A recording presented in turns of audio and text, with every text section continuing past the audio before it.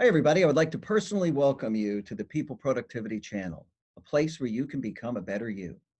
This channel is dedicated to actually helping individuals, leaders, teams, departments, and entire companies perform better and use the human element at work to its fullest. Every episode, we want to also share a few techniques with you, practices, behaviors, things you can apply right now to actually improve your success. So I'd like to start by welcoming a fantastic guest today. We have Mr. Graham Allcott on. Graham is from Brighton, in the UK. He's sitting there right now, as a matter of fact. And Graham is the author of two incredible books that I really enjoyed. One is The Productivity Ninja, and the other one is Work Fuel. And we're going to spend a little time talking about these today.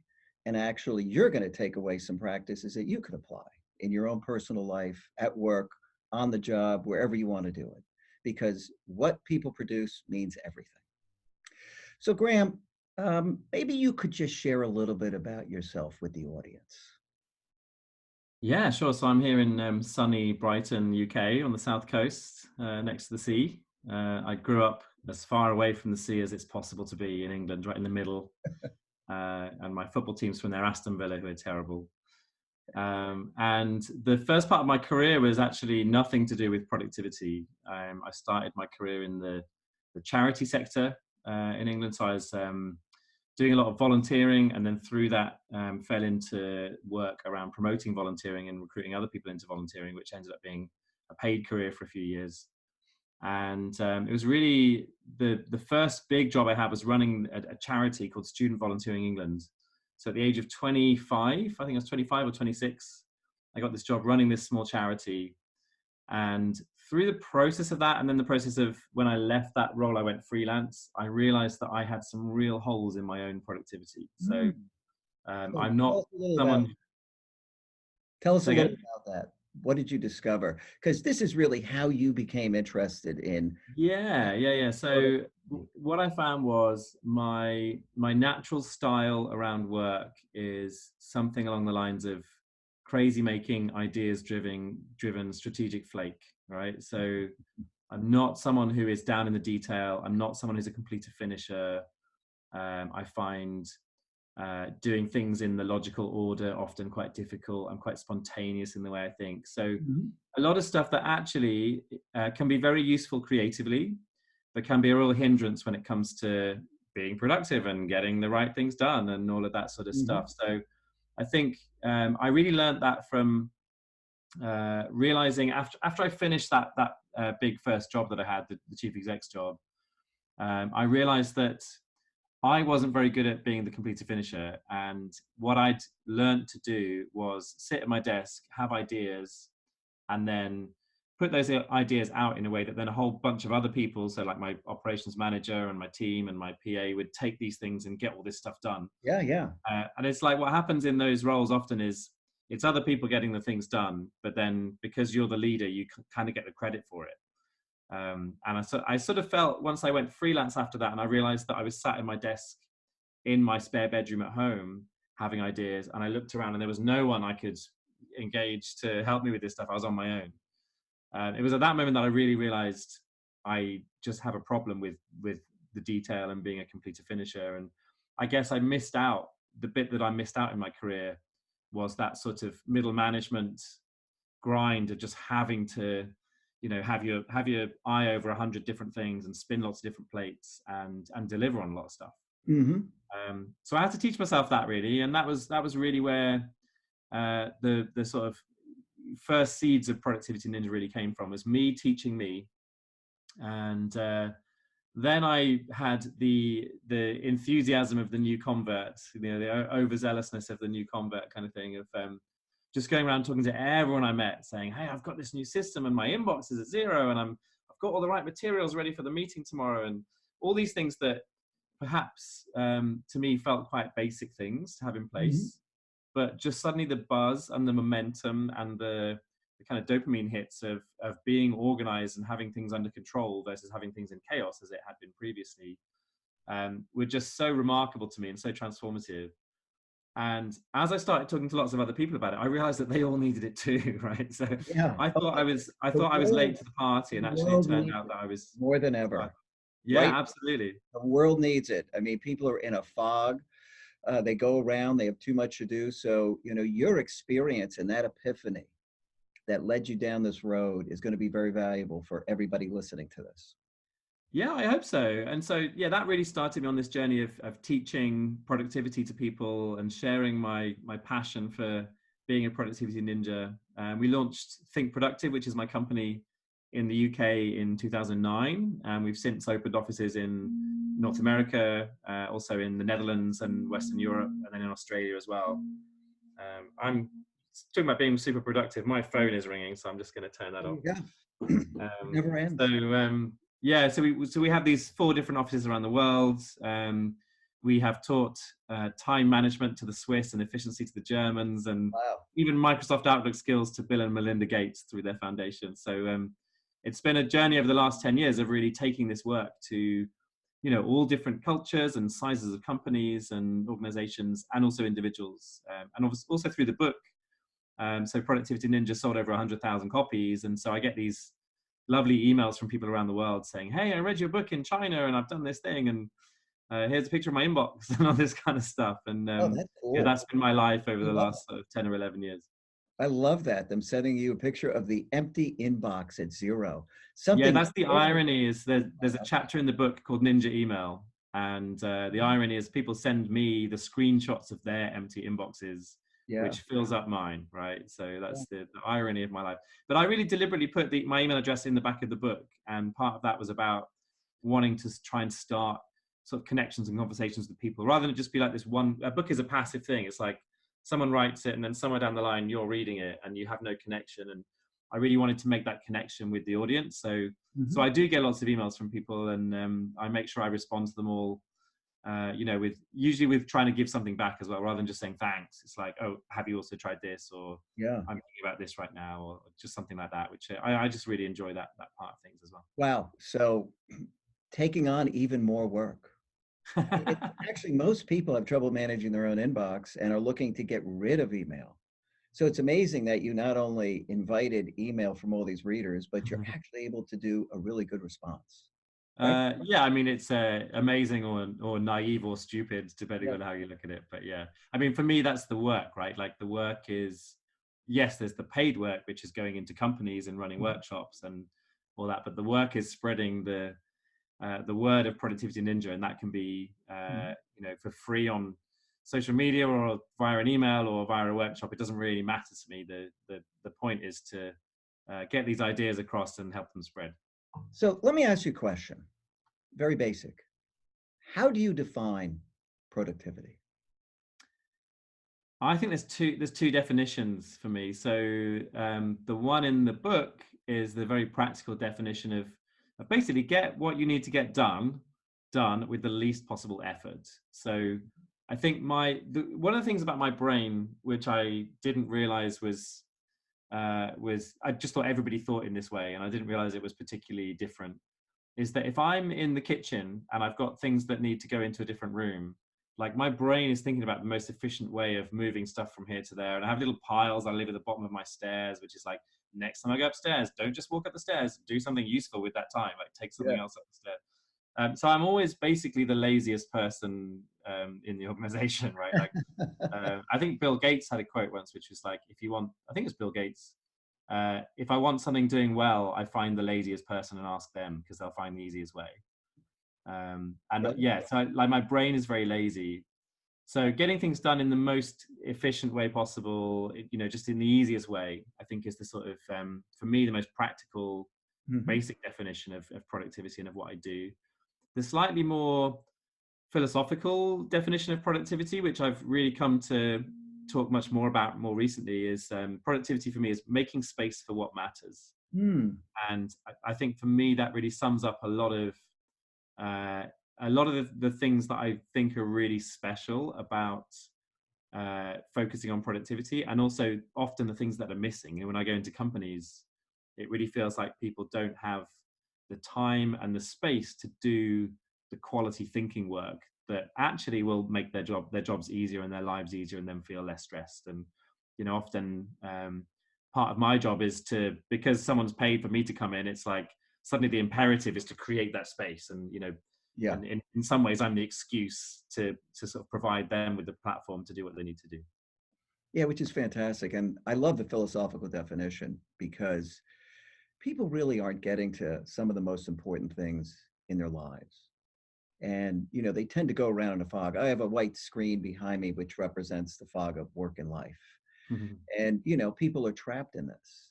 And, our job is to remove that fog and help people and allow them to have a much more fulfilling life. And I love the philosophical definition. And I love the fact that you attacked productivity holistically, Yeah. that you actually approached it from the standpoint of actual practices that an individual can implement to become a productivity ninja, and then how to create that energy and that drive that is so important that comes from fueling your body and your health correctly.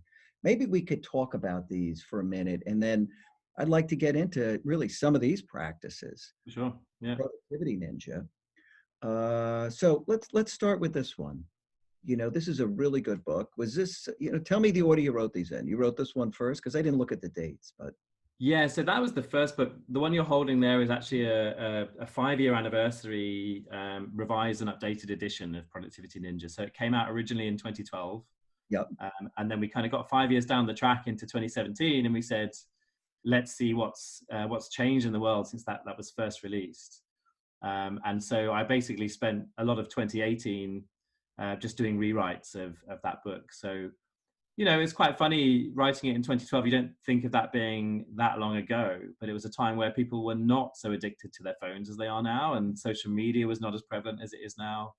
I think a lot of the technology and just some of the very nuts and bolts references that were in that book just needed a bit of an update as well. I Yeah. think a lot of the fundamental principles are the same, but there's a whole new chapter in there called How to Stop Messing About on Your Phone, because I really started to feel like that was the number one distraction point for people. Whereas actually 5 or 6 years ago, people might have talked about, more social media in the sense of looking at Facebook on your computer rather than your phone actually proactively Definitely. buzzing up with 10 notifications of WhatsApp and different things. And Oh yeah. so I do think it's become a bigger problem in the last few years. In 2012, I don't recall ever going out to dinner and seeing a whole family staring down at their phones. That is a more recent phenomenon, but Yeah, I think it is. killer. Yeah. It's a killer. It is addicting and they know it. Yeah, and so when I was first asked to do the 5-year anniversary edition, I was initially a little bit skeptical, thinking how much can change in 5 years. But I suppose that just shows you that the world moves fast, right? And It really is a moving. lot of things did feel very different 5 years down the track. But for me, the thing around phones is very simple, which is that. So I was reading a thing recently that said it was Gary Kasparov, the chess player. Sure. He was talking about how in the 1960s and 70s, all the top minds in Moscow and big Russian cities, the top young minds and emerging intellects, they all wanted to become astronauts and cosmonauts, right? It was like that was seen as being the brightest, best job that you could do was, to sort of advance the Soviet cause by putting people on the moon and helping them to explore space and all this kind of very big stuff, and he was saying, what a shame that if you look at those same brightest and best emerging minds now, they all want to go and work for Google and Apple and Facebook. And basically, what is their job there? It's to interrupt you as much as possible and take away as much of your attention as possible. Yeah. And, for me, that feels really sad, that fundamentally we're missing a trick as a human species by not putting our brightest minds onto more constructive tasks. But I think what it also means is we are really in a battle for our own attention. So if we've got a smartphone with us, if we're someone that uses Google and Apple and Facebook products and these kind of things, we've got to recognize that attention is currency, and their job is to monetize and steal as much of your attention as possible. And it's very, very sophisticated. So my take on that is, you really have to, when it comes to your phone, treat yourself like an absolute child. So I use a blocker. The app that I use particularly is called Quality Time, but there are other ones like Freedom and Off Time. And what I'm doing with that app particularly is at certain times in the day when I know I have my best attention and best energy, I'm blocking out my access to Instagram, Twitter, Google Chrome, like all the stuff that may well distract me. I didn't even know And that app was available or apps like that. That's really, yeah, yeah, Freedom's a really interesting one in that you can put that on your phone and you can also use the same one very on cool. your laptop as well. So, if you were going to, you're tempted to go and look at Facebook on your phone, but then if you don't have access to it, you can cheat and go and look at it on your laptop. Well, you can teach Freedom to block it in both places. Hmm. And I used to do a primitive version of this a few years ago when I was writing one of my other books. The primitive version was I had like a time switch that I put on my Wi-Fi router at home on the Okay. router. Hmm. And so for certain times of the day, we just click the Wi-Fi off. And it just meant that I had no internet No access, internet no access. email, Yeah. there's nothing coming through. And so just like cutting it off at source. So that was like the primitive version a few years ago that I was doing. But, Mhm. more recently, you can do this through apps. It will block certain things at certain times. And, really, it's not about time management anymore. It's about attention management. So how we see the top 2 to 3 hours in our day where we feel most switched on, most able to do our best work, how we manage ourselves in those times and sort of create the spaces in those times, back to that whole thing of making space for what matters, to really do the most difficult or the most powerful work in those times. For me, that's the game. And, managing how you use your phone and the kind of the interaction with your phone, that kind of phone hygiene is, for me, it's one of the most critical elements these days. There's a whole chapter in the new version of the book, Mhm. which is basically that, how to stop messing about on your phone. So let's talk about work fuel because obviously being able to, manage and apply all these practices is great, but you've just got to feel good and have the energy and drive to do it. So I loved work fuel. I've always been into health. I've been working out since I was 15. This is so underappreciated. Companies have all this equipment. They're paying an incredible amount of money for it, but at the end of the day, a lot of it is just operating in a very suboptimal way. If you ran a data center, it'd be a bunch of servers operating at 50% of their Yeah. capability. And that's really what's happening. This is a big piece of it. So, what got you interested in this so much? Well, just as you were saying that, I was just thinking, the biggest resource that companies have, obviously, is all those brains walking around the room, right? And so Yeah, those brains operating at a suboptimal level, for me, is just criminal, right? Like me it just too. feels like such a waste of everyone's Oh, time and effort. What got me into it was I started to notice that I had slumps in the afternoon. So 3 o'clock, 4 o'clock in the afternoon, I was really starting to feel like, okay, I'm drinking my own Kool-Aid here. Like I'm following all the productivity ninja, guidance, and I'm doing all the stuff that I teach. But yet, I just feel like there are these hours in the day where I just feel incapable yeah. of doing work. And then I had a period that just got worse than that. So I had just a period of just sort of depression as a kind of mental health stage for a little while, Hmm. 3, 4, 5 months, something like that. And coming out of the back of that, I'd met Colette Hennigan, who is Yeah. the co-author of this book, Work Fuel. And I'd already met her, and I was talking to her about this kind of these kind of two problems of, hey, I'm slumping in the afternoons. I've also had this depression thing. What do I need to do differently? And my initial ask to her was to say to her, can you, because she also, she sells products and stuff as well. So I was like, can I buy some vitamins from you that will really just sort me out? And she said, dude, you're just asking the wrong question. The question you need to be asking is, am I eating the right stuff? And am I fueling my brain in the right way? So we got talking and it turned into a coaching thing. So she coached me for 3, 4 months. And the way that coaching worked was I would send a photo of everything that I was eating or drinking Hmm. to her on WhatsApp. And we just had like a little kind of 2-person chat going on. And she would send back, either high fives, that's a great meal, Graham, or she'd send back, that's fine, but here's how you upgrade that meal. And here's how you make small changes that make a big difference. And it just turned out that there were a lot of those opportunities. So small things that you can change or just add just to upgrade a pretty normal meal into being something that has just a lot more, brain fuel and really rich nutrition that will really help you to have better energy. Honestly, I can say that since I started to do this, to sort of eat in that particular way and really kind of take that stuff more seriously, I don't get 3 o'clock or 4 o'clock slumps in the afternoon. Like it's just gone. Yeah, isn't So that? that's the really remarkable thing, is when you eat well, you really notice it as just like, wow, like my energy level is so much better. Oh yeah, I Um, find, when I eat right and I work out regularly, wow, I am just so much more energetic, clear-headed, able to focus and do things. I love how you had this epiphany, and because you're so focused on, being as effective as possible, noticing that you're having these slumps, and then actually doing something about it. Because a lot yeah, of and then people, and then do you know, with the book, it sort of came about because the next phase for me was, once I'd been working with Colette for two, Mhm. 3, 4 months, something like that, and I really started to see the changes. My next thing was to say to Colette, come into the offices of Think Productive, into my company, and teach the rest of the staff team. Like I kind of felt this privilege of like, okay, because I'm the budget holder here, I get to have this amazing nutrition experience and transformation. And then, I feel like because I'm the budget holder, I've given it to me, but Yeah. I've not shared that. So I shared it, and it really felt like that went really well, and people started to really get it. And I just thought, wow, there's something here just about bridging that gap. I mean, obviously there are loads of books about nutrition, there are loads of books about productivity, but it felt like there was nothing in the middle of that space of, Mhm. how can we really look at the nutrition side of this and how it relates to productivity, and also look at the kind of human psychology aspect of this, because of course, for a lot of people, most people watching this will basically know what's good nutrition and what's bad nutrition. And there's often a gap between the knowledge and the putting that into practice. And that was the same for me Sure. too. I mean, I kind of knew what was good.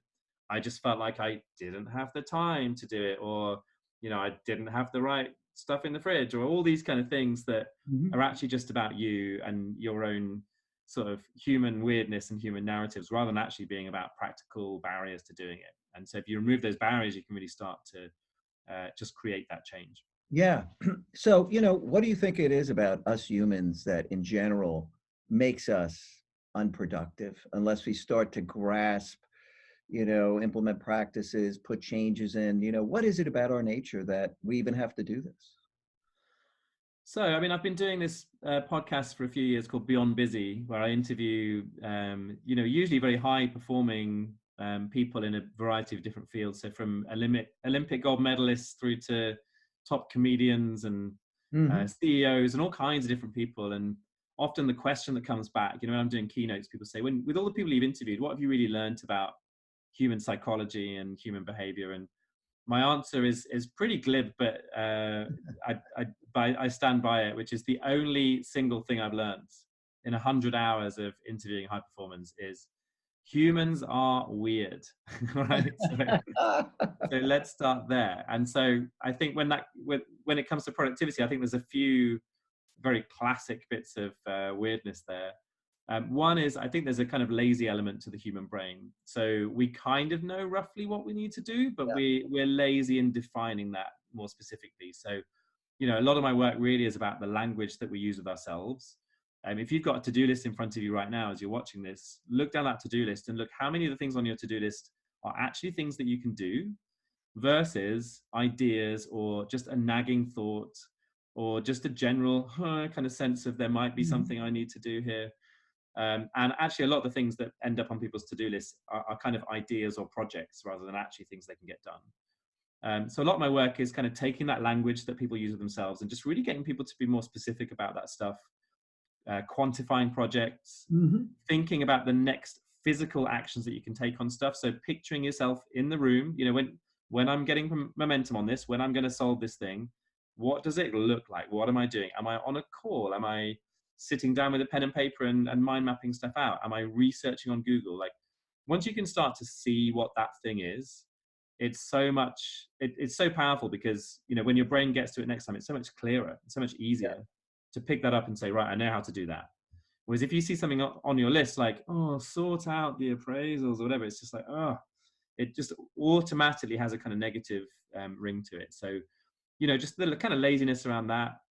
The whole kind of lizard brain thing, I think, is a huge cause of procrastination. So this kind of part of the brain that produces fight or flight, gives us fear, Mm. gives us guilt and regret and nerves and all these things that are just very difficult human emotions. And so, for me, helping people to kind of get beyond some of that kind of yuckiness Yep. and sort of defeat that procrastination by creating momentum comes in a whole number of different ways. One of my favorite ones is when you put a deadline in someone else's world, right? So if you're stuck with something, go to your boss and say, right, I'm going to have a meeting with you next Tuesday to discuss the reports that I will have written by then, and then Yeah. suddenly your lizard brain has a bigger fear, which is, I don't want to look stupid on Tuesday, so I better write the thing now.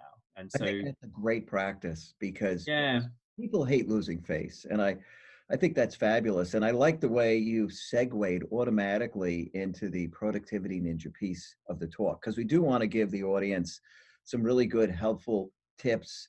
So let's continue on this path really till sure, the to the end of the interview.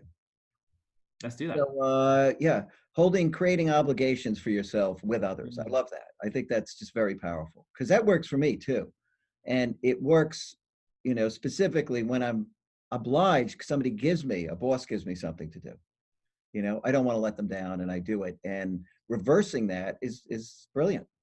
Yeah, I have the same thing with. So one of the practices in Productivity Ninja is an idea that I really learned from David Allen's book, Getting Things Done, which is the whole idea of the weekly review. Hmm. And this is a thing that if you've read Getting Things Done or you've read my book, you'll probably be aware that that's also, it's such a fundamental practice. And once you start doing it, everything else kind of falls into place. And it's also the hardest thing, certainly the hardest thing in my book, and I'm pretty sure it's the hardest thing in Getting Things Done, to kind of make stick, right? Like it just doesn't work for people often. And so I hope that what I did with Productivity Ninja is kind of make it much easier to sort of adopt as a practice. But it's one of those things that once you start to see the benefit and the power of it, then you can start to like really make that change. But Yep. it's one of those things that people don't often give it the sort of the time and space, in the beginning. So I think, yeah, for me, that's a really important aspect, is kind of like, again, recognizing that sort of gap between what we know is good for us and where we're actually at. And sometimes there is that Yep. sort of So sticking. share how you make the weekly review stick. How do Yeah, you so what I was going to turn it say with into that a is, good habit? I often find one of the really nice solutions to that is, isn't it interesting how we're always more willing to let ourselves down than let other people down? So we were just talking Mhm. about that a moment ago with, we don't want to lose face. And so with the weekly review, just the idea of finding someone else who also has that goal of trying to do it regularly and becoming weekly review buddies. So sitting in a room with that other person and you're both in silence, you're both working on your own stuff, you're not really collaborating, but you're showing up for each other so that you can show up for yourselves. Mhm. I found that as a really powerful thing. When I've come out of workshops and set that up, and I've had people say, "Hey, we're 3 years down the line and we're weekly review buddies, and we do it every week." And for me, that's one of those just really interesting pieces of psychology that I've learned through doing that. Is if you give someone the accountability and the kind of eyeballs of someone else, Yeah. then they're much more likely to hold themselves, to the right kind of level of account too. It's really funny how we both ended up in the business of the psychology of productivity, coming at it from slightly Mm, different angles, right? right. Yeah. The organizational group productivity, and you're the productivity ninja. I just love the marriage of these two. I think it's amazing. Yeah, Really. and I had the same kind of feeling when we first kind of met online. It felt like, oh, Yeah. like you're doing this bit and I'm doing this bit, and there's such a nice linkage between the two for sure. Yeah, such a really incredible linkage. Let's talk about other practices. Mindfulness is one that, you mentioned in your book. I think it's more popular. Share a little bit about, how you approach it. Yeah, well, the story of that was quite interesting. So there's 9 characteristics of the productivity ninja in the book, and mindfulness is one of those 9. When I went away to write the book, for a long time I wasn't writing, and I realized that again it was a case of I needed to make space for what mattered. And I was in a space and in a place in Brighton in the UK where there was this business that needed me all the time, and it was very Yeah. difficult to really make that space. So I ended up flying to Sri Lanka and writing the book in Sri Lanka. And there was going to be, when I got on the plane, there was going to be 8 characteristics of the productivity ninja, and mindfulness was not one of them. And then the first person I met, and really the only person I spent time with, because it was a very solitary deliberately solitary experience. I found this little beach hut that had no Wi-Fi and was very cut off, and Uh, I was very much on my own. you had more But the fun one guy writing that your I book than I did, I got to tell you. say again. You had more fun writing your book than I did. I'm staying on New Jersey Transit, and you're at a beach. I mean, Right, yeah. But yeah, so I was there for basically a month, and the only person I really spent time with was a Buddhist monk who I met at the bus stop. So just outside the place I was staying, there's a little kind of road that went on to the next town, and I met this Buddhist monk there, and we waited for the bus, and we got chatting, and he ended up just saying, "Hey, if you want to come to the monastery, it's like 4 miles away.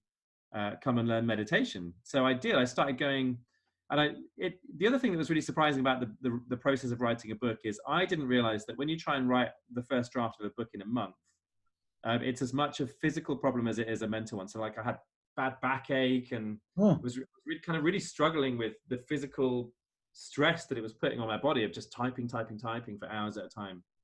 So I started going and practicing meditation, and it really helped with those physical symptoms, but also I really noticed how much more mental focus it gave me when I came back to start the writing again. And just over the process of that month, it really dawned on me, this is actually a big part of productivity. And to be honest, in 2012, meditation was much less of a thing.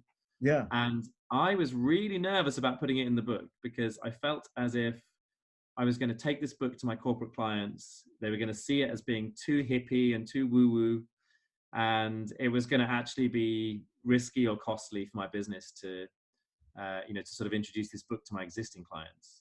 Yeah. And what's funny now is a few years later, and again, we talked about this at the start, just how much things change in a small period without you even noticing.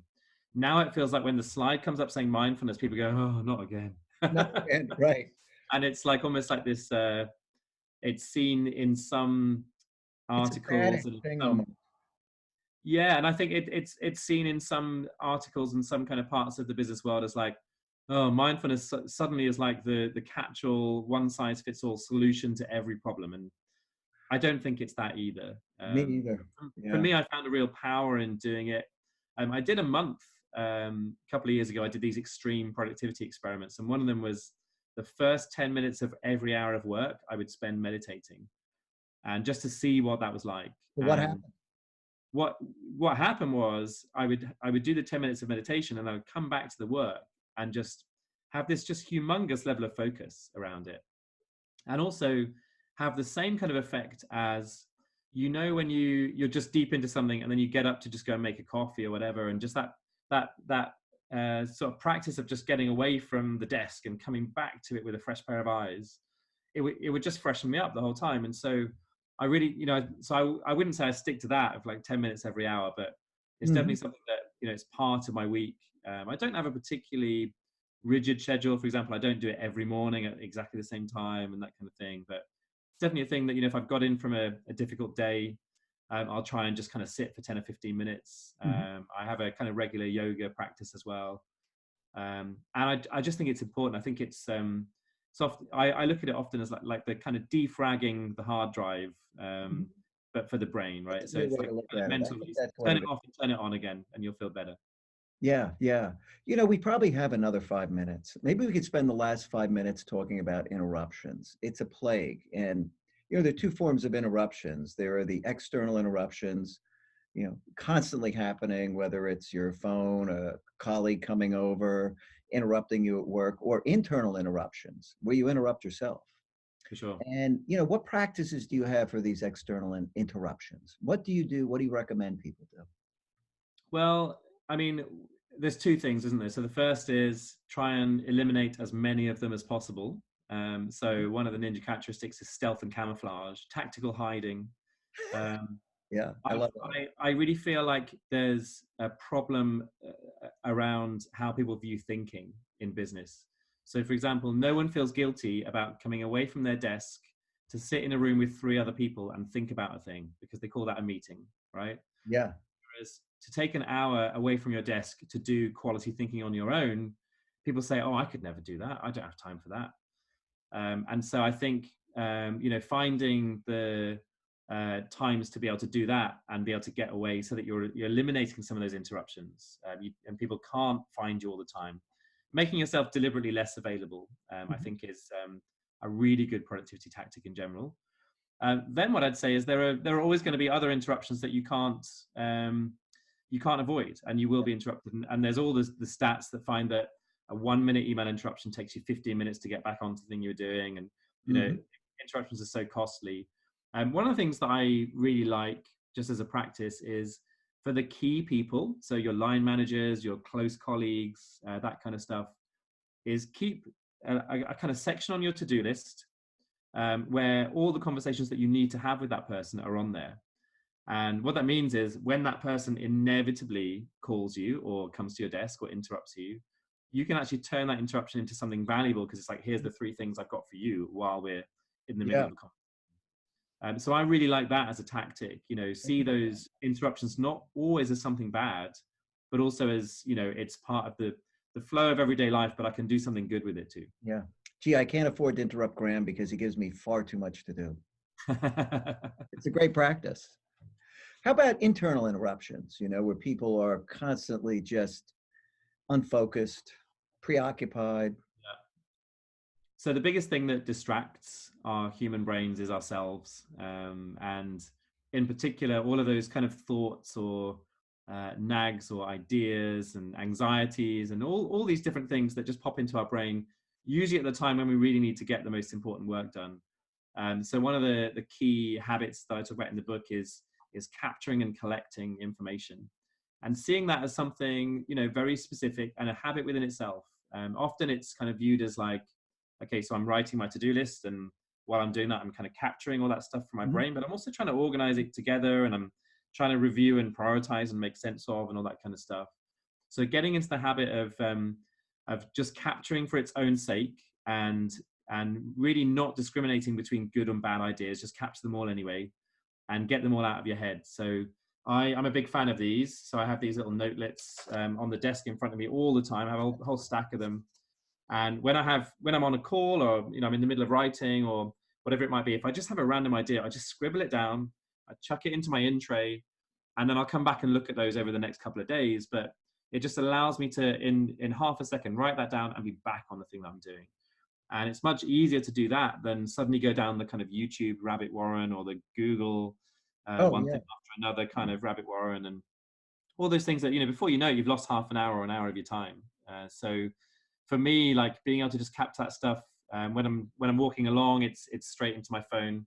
There's a really nice little app called Captio, which I use for that, which just capture it really quickly. It will then email the idea to you, or it'll put it into your to-do list app if you want to use it that way too.